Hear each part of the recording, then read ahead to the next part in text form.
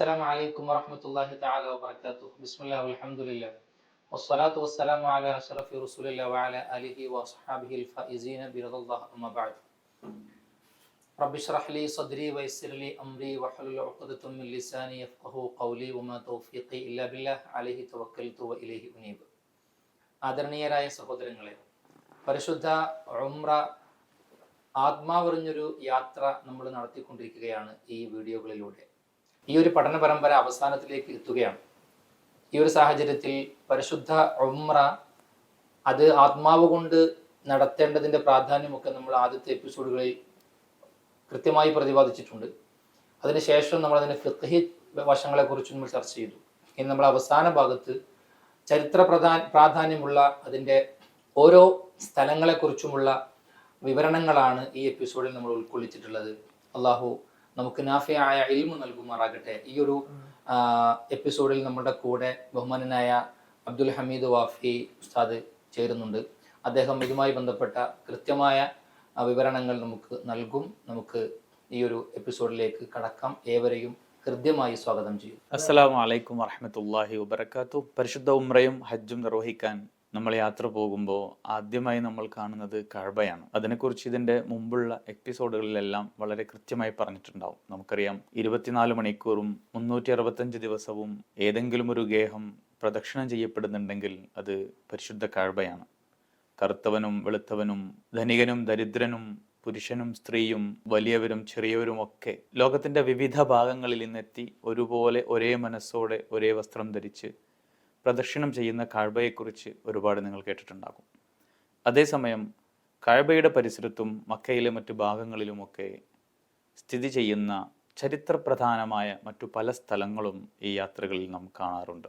ചരിത്രപ്രധാനമായ ഒരുപാട് സ്ഥലങ്ങളെക്കുറിച്ചുള്ള ഈ എപ്പിസോഡിൽ നമുക്ക് ആദ്യമായി ജബൽ അബൂ ഖുബൈസിനെ കുറിച്ച് പറഞ്ഞു തുടങ്ങാം. ജബൽ അബൂ ഖുബൈസ് പർവ്വതം ആദ്യമായി അതിന് പ്രാധാന്യം വരുന്നത് ഖലീലുല്ലാഹി ഇബ്രാഹിം അലൈഹിസ്സലാം ലോകത്തിന്റെ നാനാഭാഗങ്ങളിൽ നിന്നുള്ള ജനങ്ങളെ ഹജ്ജിന് ക്ഷണിക്കുന്നത് ഇതേ പർവ്വതത്തിന് മുകളിൽ നിന്നുകൊണ്ടാണ്.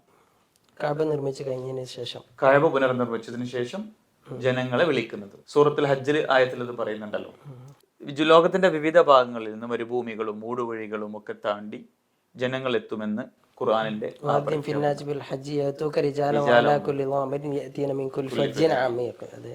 അതുപോലെ തന്നെ നൂഹ് നബി അലൈഹിസ്സലാമിന്റെ കാലത്തുണ്ടായ തൂഫാൻ, വലിയ പ്രളയം, ആ പ്രളയത്തിന്റെ സമയത്ത് ഈ കഅബ തകരുന്ന ഒരു സാഹചര്യം ഉണ്ടാകും. അപ്പൊ ഇതിൽ നിന്നുള്ള ഹജറുൽ അസ്വദ് സൂക്ഷിച്ചു വെക്കുന്നത് ഇതേ ജബൽ അബൂ ഖുബൈസ് പർവ്വതത്തിന് മുകളിലാണ്. ഇബ്രാഹിം നബി അലൈഹിസ്സലാം കഅബയുടെ നിർമ്മാണം നടത്തിക്കൊണ്ടിരിക്കെ ജബൽ അബൂ ഖുബൈസ് തന്നെയാണ് ഇബ്രാഹിം നബി അലൈഹിസ്സലാമിനോട് ഇവിടെ ഹജറുൽ അസ്വദ് സൂക്ഷിച്ചിട്ടുള്ള കാര്യം പറയുന്നത്.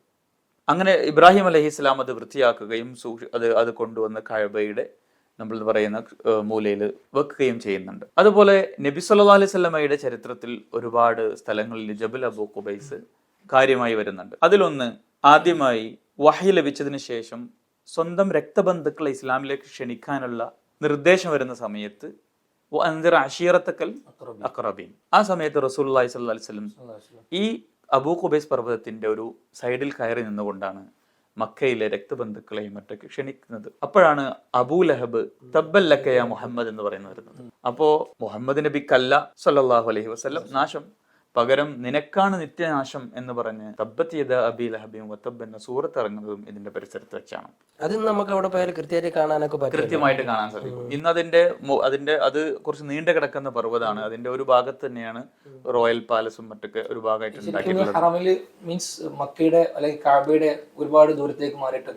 സഫയുടെ തൊട്ടടുത്താണ് ഇത് വരുന്നത്. അപ്പൊ സഫയുടെയും മർവയുടെയും സഫയിൽ നിന്ന് മർവയിലെത്തി നമ്മൾ പുറത്തു ഇറങ്ങിയ ഉടനെ നോക്കിയാൽ കാണുന്ന സ്ഥലമാണിത്. മാത്രമല്ല നബി സല്ലല്ലാഹു അലൈഹി വസല്ലം തങ്ങളുടെ പ്രവാചകത്വത്തെ ചോദ്യം ചെയ്തുകൊണ്ട് ശത്രുക്കൾ വരുന്ന സമയത്ത് ചന്ദ്രനെ പിളർത്തി കാണിക്കുന്നത് ഇതേ പർവ്വതത്തിന് മുകളിൽ നിന്നാണ്. ചന്ദ്രന്റെ ഒരു കഷ്ണം ഇതേ പർവ്വതത്തിന് മുകളിലും മറ്റൊരു കഷ്ണം ജബൽ നൂറിന് മുകളിലും കാണിക്കുന്നത് ഇതേ പർവ്വതം അവിടെയും നമുക്ക് കടന്നു വരുന്നുണ്ട്. നമുക്കറിയാം സഫ മർവ കുന്നുകൾ അത് ഇതിന്റെ തൊട്ടടുത്താണ് സ്ഥിതി ചെയ്യുന്നത്. നേരത്തെ നിങ്ങളുടെ എപ്പിസോഡിൽ പറഞ്ഞ പോലെ സഫ മർവ കുന്നുകൾ ഇന്ന് ബിൽഡിങ്ങിനകത്താണ്, പക്ഷെ നമുക്കത് കാണാനും അനുഭവിക്കാനും സാധിക്കും. ഈ സഫ മർവ കുന്നുകളുടെ സഅയ് കഴിഞ്ഞ് നമ്മൾ പുറത്തേക്ക് ഇറങ്ങിക്കഴിഞ്ഞാൽ നമുക്ക് കാണാൻ കഴിയുന്ന പ്രധാനപ്പെട്ട മറ്റു ചില സ്ഥലങ്ങളാണ്. ഒന്ന്, നബി സല്ലല്ലാഹു അലൈഹി വസല്ലം തങ്ങൾ ജനിച്ച വീട്. അത് നമ്മൾ കുറച്ച് ദൂരേക്ക് നോക്കിക്കഴിഞ്ഞാൽ ഈ മലയുടെ ഒരു ചെരുവിലായിട്ട് നമുക്ക് കാണാൻ സാധിക്കും. ഇന്ന് അവിടെ ഒരു ലൈബ്രറിയാണ് സ്ഥിതി ചെയ്യുന്നത്. അതുപോലെ തന്നെ ഖദീജ റളിയല്ലാഹു അൻഹുവിന്റെ വീട് നിന്ന സ്ഥലം നമുക്കിന്ന് കാണാൻ സാധിക്കും. വീട് ഇന്ന് അവിടെ ഇല്ല, പകരം അവിടെ നിസ്കരിക്കുന്ന സ്ഥലമാണ്. പക്ഷെ മാർബിളിൽ ചില പ്രത്യേക രീതിയിൽ അവരത് അടയാളപ്പെടുത്തിയിട്ടുണ്ട്. ശരിക്കും അവിടെ ബോർഡ് കാര്യങ്ങളൊന്നും ഇല്ല. ഈ പറഞ്ഞ സ്ഥലങ്ങൾക്കൊന്നും ബോർഡും കാര്യങ്ങളൊന്നും വെച്ചിട്ടില്ല. അതുപോലെ തന്നെയാണ് നബി സല്ലല്ലാഹു അലൈഹി വസല്ലമ തങ്ങൾ കഅബയിലേക്ക് കടന്നു വന്നിരുന്ന ബാബുസലാം. അത് നമുക്ക് കൃത്യമായി പറയുകയാണെങ്കിൽ സഫയുടെയും മർവയുടെയും ഇടയിലാണ്. എന്നാൽ നമ്മൾ നേരത്തെ പറഞ്ഞ ഖദീജ റളിയല്ലാഹു അൻഹയുടെ വീടിൽ നിന്ന് നേരെ ഇങ്ങോട്ട് കഅബയിലേക്ക് നടന്നു പോവുകയാണെങ്കിൽ സ്ട്രൈറ്റ് ലൈൻ വരച്ചാൽ അതിലേക്ക് പോകുന്ന ഭാഗത്താണ് ബാബുസലാം നമുക്ക് കാണാൻ സാധിക്കുക. ഈ ബാബുസലാമിന്റെ രണ്ട് സൈഡുകളിലേക്ക് നമ്മൾ നോക്കിയാൽ നമ്മുടെയൊക്കെ നാടുകളിൽ പല ആളുകളുടെയും പ്രധാനപ്പെട്ട ചില സ്ഥലങ്ങൾ എന്ന് പറയുമ്പോൾ നമുക്ക് ദാറുൽ അർഖമും ദാറുൻ നദ്വയും നിലനിന്നിരുന്ന സ്ഥലങ്ങൾ കാണാൻ സാധിക്കും. അതിന്റെ ഒരു സ്മരണാർത്ഥം ബാബു അർഖം എന്ന് പറഞ്ഞിട്ട് ഒരു വാതിൽ ഈ മസ്ജിദുൽ ഹറമിലേക്ക് പ്രത്യേകമുണ്ട്. അപ്പൊ ദാറുൻ നദ്വ നബി സല്ലല്ലാഹു അലൈഹി വസല്ലമ തങ്ങൾക്കെതിരെയുള്ള ഗൂഢാലോചനകളുടെ കേന്ദ്രമായിരുന്നെങ്കിൽ ദാറുൽ അർഖം ബലഹീനരായ സത്യവിശ്വാസികളെ സംരക്ഷിക്കുന്ന ഒരു സ്ഥലമായിരുന്നു. അവിടെ അടയാളപ്പെടുത്തിയിട്ടുണ്ട്, ബാബുൽ അർഖം അടയാളപ്പെടുത്തിയിട്ടുണ്ട്. ഇതിന്റെയൊക്കെ പരിസരത്ത് തന്നെയാണ് അബൂ സുഫിയാന്റെ വീടും വരുന്നത്, അതുപോലെ തന്നെ അബൂ ജഹലിന്റെ വീടും വരുന്നത്. നമുക്കറിയാം അബൂ സുഫിയാൻ റളിയല്ലാഹു അൻഹു ആദ്യകാലത്തൊന്നും മുസ്ലിം ആയിട്ടുണ്ടായിരുന്നില്ല, പിന്നീട് മക്ക ഫതഹിന് ശേഷമാണ് മുസ്ലിം ആകുന്നത്. അബൂ ജഹലിന്റെ വീട് നിലനിന്നിരുന്ന സ്ഥലം നിങ്ങൾക്കൊക്കെ അറിയാവുന്ന പോലെ അതൊരു ടോയ്ലറ്റ് കോംപ്ലക്സ് ആയിട്ടാണ് ഇപ്പോ ആ ഭാഗം ഉപയോഗിക്കപ്പെടുന്നത്. അത് നമുക്ക് തിരിച്ചറിയാൻ അവിടെ എന്തെങ്കിലും അടയാളങ്ങൾ എന്തെങ്കിലും?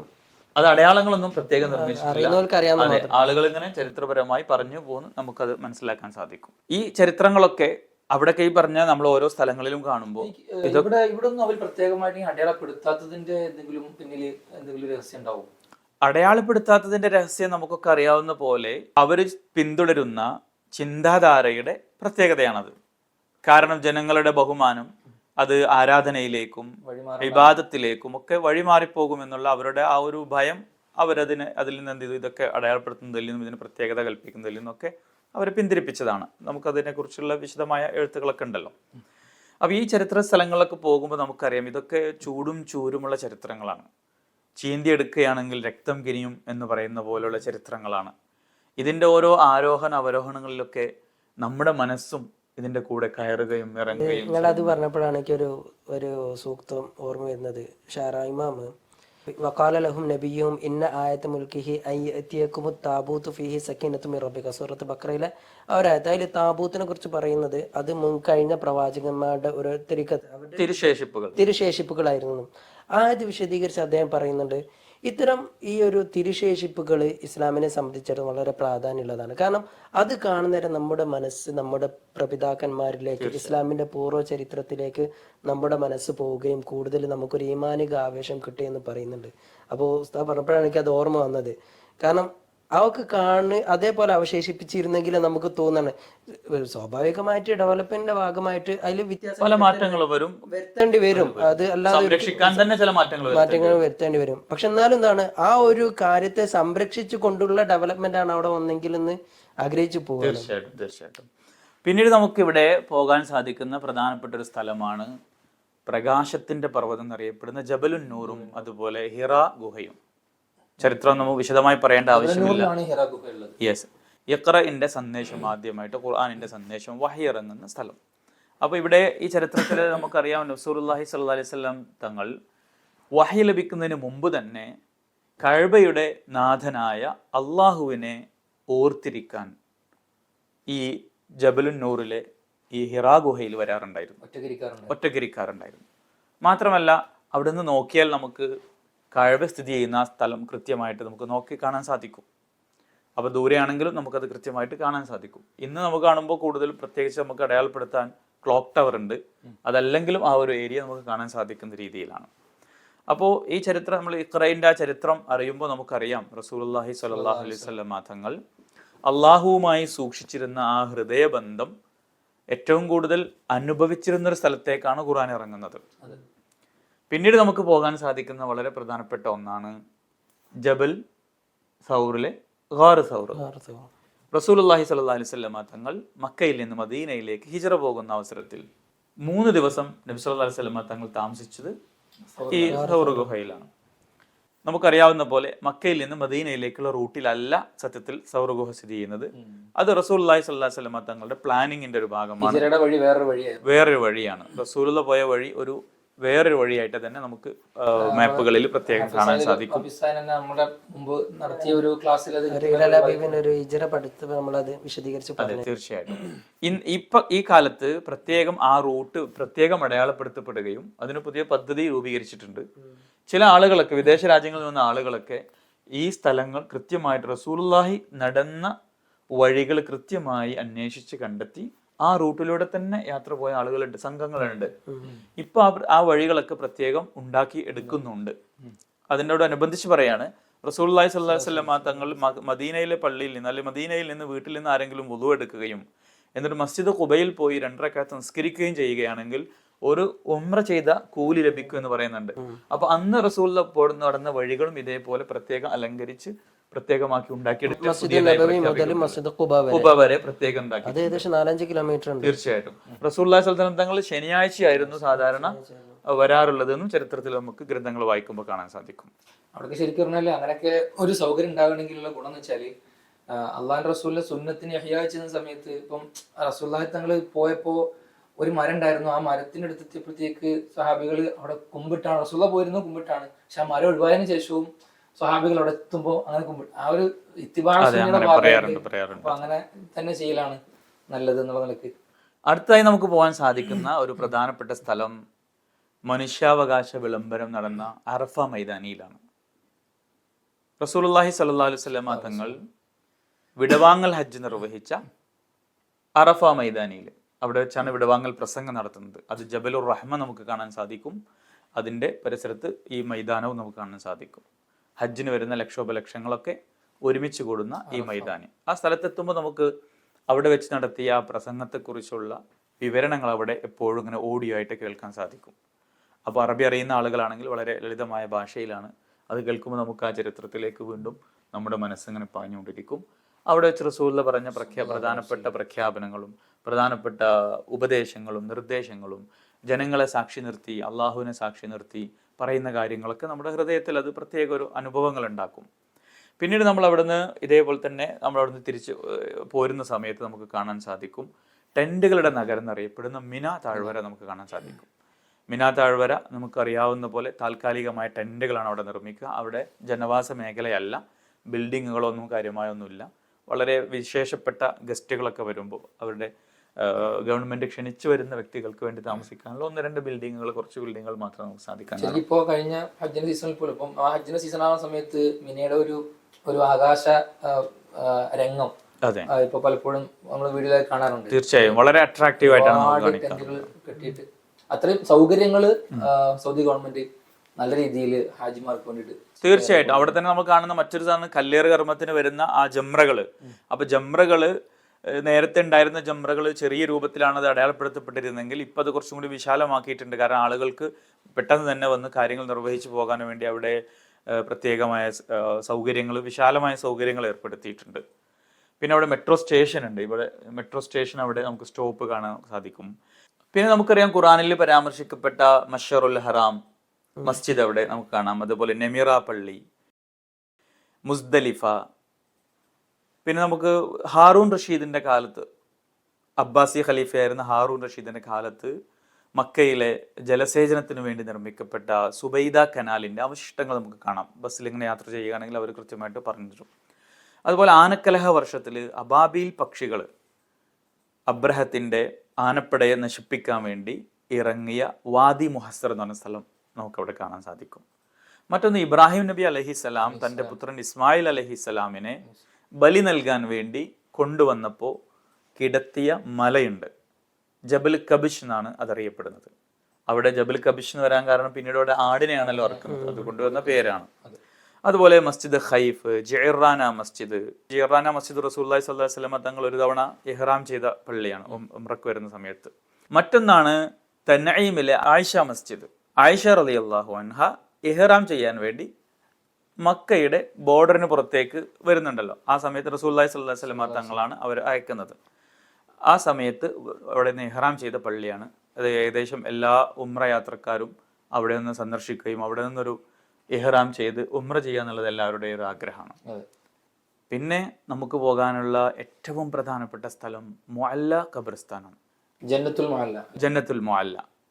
കാരണം റസൂലുള്ളാഹി സ്വല്ലല്ലാഹു അലൈഹി വസല്ലമ തങ്ങളുടെ പ്രിയ പത്നി ഖദീജ റളിയല്ലാഹു അൻഹ, നമ്മുടെയൊക്കെ സത്യവിശ്വാസികളുടെ മാതാവ് എന്നറിയപ്പെടുന്ന ഉമ്മുൽ മുഅ്മിനീൻ ഖദീജ റളിയല്ലാഹു അൻഹയുടെ ഖബർ സ്ഥിതി ചെയ്യുന്നത് അവിടെയാണ്. കേരളക്കാർക്ക് പ്രത്യേകം അവിടെ ഒരു ഹൃദയബന്ധമുണ്ട്. ബാഫക്കി തങ്ങളുടെ ഖബറും നമുക്ക് അവിടെ പ്രത്യേകമായി സന്ദർശിക്കാൻ സാധിക്കും. അതിനടുത്ത് തൊട്ടടുത്തുള്ള ഒരു മറ്റൊരു സ്ഥലമാണ് ജിന്ന് പള്ളി എന്നറിയപ്പെടുന്ന ഒരു പള്ളിയുണ്ട്. ജിന്ന് പള്ളി എന്നറിയപ്പെടുന്ന പള്ളിക്ക് ആ ഒരു പേര് വരാൻ കാരണം, ഒരിക്കൽ റസൂലുള്ളാഹി സ്വല്ലല്ലാഹു അലൈഹി വസല്ലമ തങ്ങൾ സഹാബത്തിനെ വിളിച്ചു ചോദിച്ചു, ജിന്നുകളോട് സംസാരിക്കാൻ, ജിന്നുകൾക്ക് ഖുർആൻ പഠിപ്പിക്കാൻ പോവുകയാണ്, നിങ്ങൾക്കത് കാണണമെങ്കിൽ എൻ്റെ കൂടെ പോന്നോളൂ എന്ന് പറഞ്ഞു. ആരും സഹാബികൾ ആരും തയ്യാറായില്ല. പക്ഷേ അബ്ദുല്ലാഹിബ്നു മസ്ഊദ് റളിയല്ലാഹു അൻഹു തയ്യാറായി. അങ്ങനെ അബ്ദുല്ലാഹിബ്നു മസ്ഊദ് റളിയല്ലാഹു അൻഹുവിനെ കൂട്ടി ഒരു രാത്രി റസൂലുള്ളാഹി സ്വല്ലല്ലാഹു അലൈഹി വസല്ലമ തങ്ങൾ കഅബയുടെ ഭാഗത്തു നിന്ന് കുറച്ച് മുന്നോട്ട് നടന്ന് ഈ ഇപ്പോൾ മസ്ജിദുൽ ജിന്ന് നിലകൊള്ളുന്ന ആ സ്ഥലത്തേക്ക് എത്തി. റസൂലുള്ളാഹി സ്വല്ലല്ലാഹു അലൈഹി വസല്ലമ തങ്ങൾ ഒരു വര വരച്ച് അബ്ദുല്ലാഹിബ്നു മസ്ഊദ് റളിയല്ലാഹു അൻഹുവിനോട് അവിടെ നിൽക്കാൻ പറഞ്ഞു. കുറച്ചും കൂടി മുന്നോട്ട് റസൂൽ നടന്നിട്ട് അവിടെ വെച്ചാണ് സൂറത്തുൽ ജിന്നിൽ പരാമർശിക്കുന്ന ജിന്നുകളുടെ സംഘത്തോട് ഖുർആൻ പരിചയപ്പെടുത്തുകയും ഖുർആനിലെ ആശയങ്ങളൊക്കെ പറഞ്ഞു കൊടുക്കുകയും ചെയ്യുന്ന ആ സംഭവം നടക്കുന്നത്. ഇതൊക്കെ ആ ഒരു ബോർഡറിൽ തന്നെ ഏകദേശം നമുക്ക് വാക്കിംഗ് ഡിസ്റ്റൻസിൽ നടന്നു പോയിട്ട് ചെയ്യാൻ പറ്റുന്ന സ്ഥലങ്ങളാണ്. കാരണം കഅബയുടെ ഈ മസ്ജിദുൽ ഹറാമിന്റെ ഏകദേശം പുറം ഭാഗത്ത് നമുക്ക് സഫ മർവ കഴിഞ്ഞ് പുറത്തിറങ്ങിയാൽ ഖദീജ റളിയല്ലാഹു അൻഹ ഉൾപ്പെടെയുള്ള മക്കയിലെ കച്ചവടക്കാരൊക്കെ കച്ചവടം ചെയ്തിരുന്ന ഒരു സൂക്ക് നമുക്ക് കാണാൻ പറ്റും. പിന്നീട് അതിന്റെ പേരിന് സൂഖ് ഖദീജ എന്ന് തന്നെയാണ്. അവിടെ നമുക്ക് പുറത്തേക്ക് ഇങ്ങോട്ട് നടന്നു വരുന്ന സമയത്ത് കാണാൻ പറ്റുന്ന രണ്ട് പള്ളികളിൽ ഉണ്ട്. ഒന്ന് മസ്ജിദുർ റായ, മറ്റൊന്ന് മസ്ജിദ് ഷജറ. ഈ രണ്ട് പള്ളികൾക്കും ചരിത്രമുണ്ട്. മസ്ജിദുർ റായ എന്ന് പറയുന്നത് നബി സല്ലല്ലാഹു അലൈഹി വസല്ലം തങ്ങൾ മക്ക ഫതഹിന് കഅബയുടെ പരിസരത്തേക്ക് വരുമ്പോൾ അവിടെ വിജയത്തിന്റെ ഒരു കൊടി എന്ന നിലയിൽ ഒരു റായത്ത് കൊടി നാട്ടുന്ന സ്ഥലത്തുണ്ടാക്കിയ പള്ളിയാണ് മസ്ജിദുർ റായ. അതുപോലെ റസൂലുള്ളാഹി സ്വല്ലല്ലാഹു അലൈഹി വസല്ലം തങ്ങളോട് നടന്നു വന്ന് സലാം പറഞ്ഞ ഒരു മരം നിലനിന്നിരുന്ന സ്ഥലത്ത് നിർമ്മിക്കപ്പെട്ട പള്ളിയാണ് മസ്ജിദുൽ ഷജറ. അതിൽ നിന്ന് മുന്നോട്ട് വരുമ്പോഴാണ് നമുക്ക് മസ്ജിദുൽ ജിന്ന് കാണാൻ സാധിക്കുക. ഇതുവരെ നമ്മൾ ഈ വിവരിച്ച ഓരോ സ്ഥലങ്ങളും മക്കയുടെ തന്നെ വളരെ അടുത്ത് സ്ഥിതി ചെയ്യുന്ന, വാഹനത്തിൽ കയറിയും നടന്നും ഒക്കെ കാണാൻ സാധിക്കുന്ന സ്ഥലങ്ങളെക്കുറിച്ചാണ് പറഞ്ഞത്. ഇനി ജിദ്ദയിലേക്ക് പോവുകയാണെങ്കിൽ അവിടെ പ്രധാനപ്പെട്ട ഒന്ന് നമുക്ക് കാണാനുള്ളത് നമ്മുടെയൊക്കെ മാതാവ് ആദം അലൈഹിസ്സലാമിൻ്റെ കൂടെ സ്വർഗത്തിൽ നിന്ന് ഭൂമിയിലെത്തിയ ഹവ്വ ബീവിയുടെ മഖ്ബറ സ്ഥിതി ചെയ്യുന്നത് ജിദ്ദയിലാണ്. നമുക്കറിയാം ജിദ്ദ എന്നുള്ള പേര് വരുന്നത് തന്നെ വല്ലിമ്മ എന്നുള്ള പേരിൽ നിന്നാണ്. നമ്മുടെയൊക്കെ എല്ലാ മനുഷ്യകുലത്തിൻ്റെയും വല്ലിമ്മ എന്ന് അറിയപ്പെടുന്ന ഹവ്വ ബീവിയുടെ മഖ്ബറ നമുക്ക് കാണാൻ സാധിക്കും. ഇനി നമുക്ക് പോകാനുള്ളത് മദീനയിലേക്കും അതുപോലെ ത്വായിഫിലേക്കും അബവായിലേക്കൊക്കെയാണ്. അത് നമുക്ക് മറ്റൊരു എപ്പിസോഡ് ചർച്ച ചെയ്യാം. നമുക്ക് തൽക്കാലം ഈ ഒരു എപ്പിസോഡ് ഇവിടെ വൈൻഡപ്പ് ചെയ്യാം. അപ്പോൾ നമ്മൾ ഇന്നത്തെ ഈ ഒരു എപ്പിസോഡിൽ നമ്മൾ ചർച്ച ചെയ്തത് മക്കയിൽ നമ്മൾ കണ്ടിരിക്കേണ്ട വളരെ പ്രധാനപ്പെട്ട ചരിത്ര പ്രസിദ്ധമായ സ്ഥലങ്ങളാണ്. യഥാർത്ഥത്തിൽ ഈ ഒരു ചർച്ചയിൽ എനിക്ക് തോന്നുന്നത് ഇത്രയേറെ സ്ഥലങ്ങൾ മക്കയുടെ പരിസരത്ത് അല്ലെങ്കിൽ കഅബയുടെ പരിസരത്ത് നമുക്ക് കാണാൻ കഴിയുന്നു എന്നുള്ളത് ഹൃദയത്തിൽ നമുക്ക് സൂക്ഷിക്കാൻ കഴിയുന്ന വലിയൊരു ഓർമ്മയായി ഇവർക്ക് കൊണ്ടു നടക്കാൻ കഴിയും. അത്രയേറെ ചരിത്രം ഉൾക്കൊള്ളുന്ന, ചരിത്രത്തിൻ്റെ സംഭവങ്ങൾ നിലനിൽക്കുന്ന ഒരുപാട് പ്രദേശങ്ങൾ മക്കയുടെ കഅബയുടെ ചുറ്റുമുണ്ട്. യഥാർത്ഥത്തിൽ നമ്മൾ നേരത്തെ കഴിഞ്ഞ ചില എപ്പിസോഡിൽ സൂചിപ്പിച്ചതുപോലെ സാധാരണക്കാരായിട്ടുള്ള ആളുകൾ പോകുമ്പോൾ ഒരു ആലിമിൻ്റെ കൂടെ, അറിയുന്ന ഒരാളുടെ കൂടെ പോകുന്നതിന് പ്രാധാന്യമൊക്കെ നമ്മൾ കഴിഞ്ഞ എപ്പിസോഡിൽ പറഞ്ഞിട്ടുണ്ടായിരുന്നു. അപ്പോൾ ഇവിടെയാണ് യഥാർത്ഥത്തിൽ അത്തരം ഒരു സപ്പോർട്ട് നമുക്ക് കിട്ടുന്നതിൻ്റെ പ്രാധാന്യം നമുക്ക് കൂടുതലായിട്ട് മനസ്സിലാകുന്നത്. കാരണം ഒരാൾ ഒറ്റയ്ക്ക് പോവുകയോ അല്ലെങ്കിൽ ഇത് കൃത്യമായി അറിയാത്ത ഒരാൾ പോയിട്ട് ഇത് കണ്ടുപിടിക്കുകയോ ഒക്കെ ചെയ്യുക എന്നുള്ളത് കുറച്ച് റിസ്കി ആയിട്ടുള്ള കാര്യമായിരിക്കും. അതുകൊണ്ട് തന്നെ ഇത് മനസ്സിലാക്കി ഓരോ സ്ഥലങ്ങളും സന്ദർശിക്കുവാനും ഒക്കെ നമ്മൾ സമയം കണ്ടെത്തുക. അള്ളാഹു അനുഗ്രഹിക്കട്ടെ. കിട്ടിയ ഇൽമ് അതനുസരിച്ച് പ്രവർത്തിക്കാൻ അള്ളാഹു തൗഫീഖ് നൽകട്ടെ. വാഖിറു ദഅ്വാനാ അൽഹംദുലില്ലാഹി. അസ്സലാമു അലൈക്കും വറഹ്മത്തുള്ളാഹി വബറകാതുഹു.